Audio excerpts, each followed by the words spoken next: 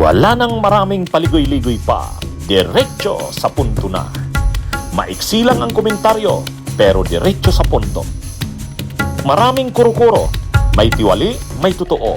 Dito, sa puntong diretso tayo. Punto, diretso.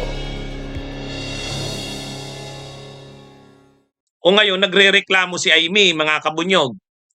Nagrereklamo si Amy Marcos. Sabi ni Amy Marcos, si Amy, sabi ni Amy, wala po tayo sa website ng Senado. Hindi mo daw makikita yung hearing nilang ginagawa sa website ng Senado. Ay hindi nga kinikilala yun ng Senado bilang official business or official na hearing. Sila lang naman ang nagki-claim na official, ulihitin mo yung hearing nila. Bugus yung hearing nila.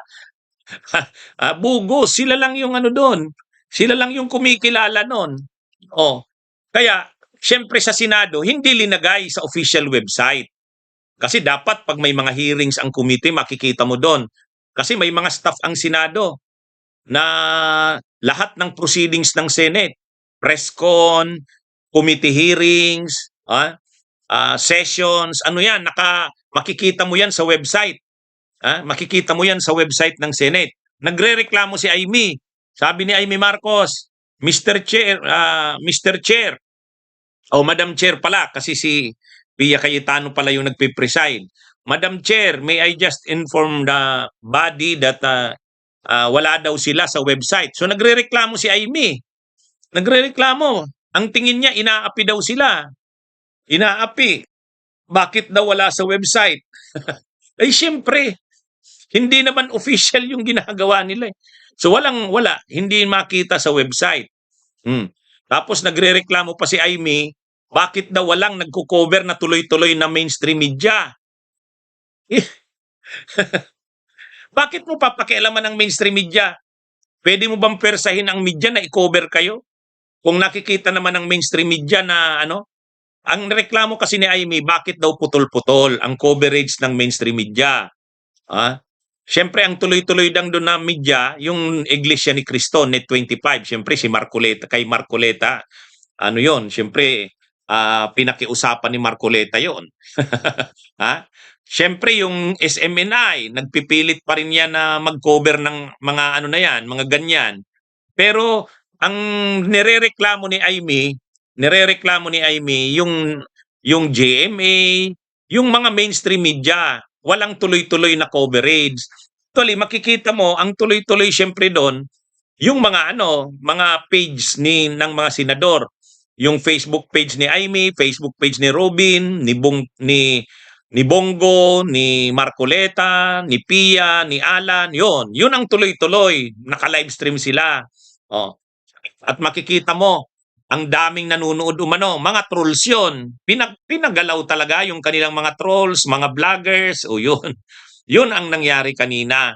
Pero ang gusto kasing makita ni Amy, yung mainstream media, kasi yun yung totoo.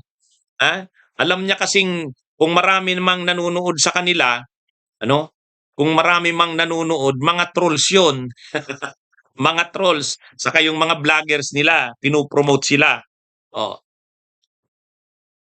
Ngayon, nagrereklamo si Amy.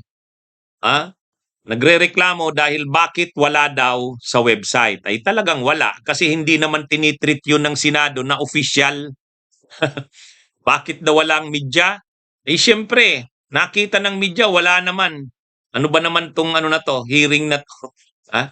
Magagamit lang sila. Lumalabas, talagang propaganda lang naman yung ginawa kanina . Talagang propaganda. Bakit i-cover ng media yon? Kinover ng media portion-portion. Pero yung gusto kasi nila, kung maghapon yun, gusto nila Amy, maghapon, i-cover din sila ng ABS, ng GMA. Wala naman. Doon sa kanilang mga pages, mga social media accounts nitong mga senador. Yun. Tuloy-tuloy yung live streaming nila.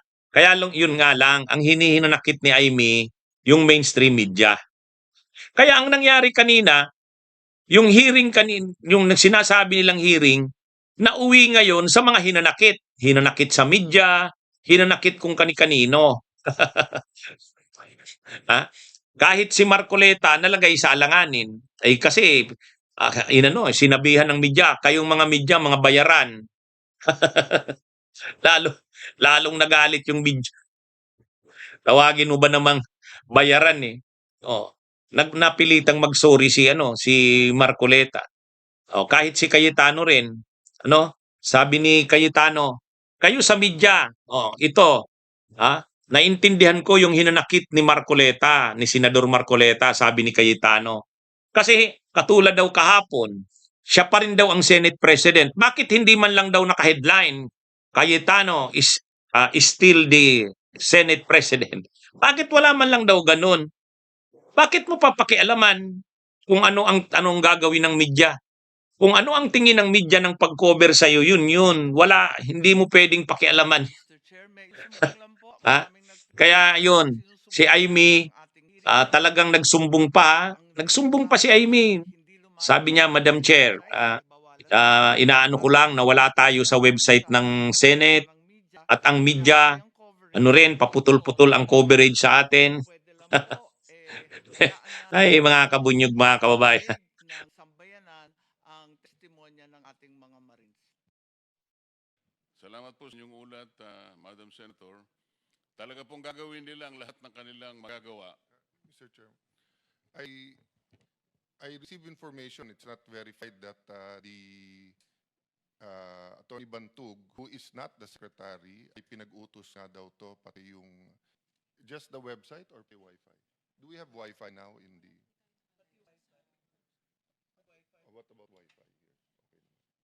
Okay. Yeah. So, again, no, kung sino in charge nung website, put it on. If not, kasama din po kayo sa nag-i-interrupt, nag-disturb nung proceeding, because in the digital age, pag ang coverage ng hearing, you interfere with that, that is part of stopping the public from knowing what is happening here. No? So, again, ayoko kayo maipit, pero hindi man siguro kayo maiipit by putting... Bunyog, bunyog, halikan na kasama ka. Bunyog, kapag buklod ay may pag-asa. Luzon, Visayas, Mindanao, isa ang pananaw. Sa bagong Pilipinas ang bunyog isisigaw.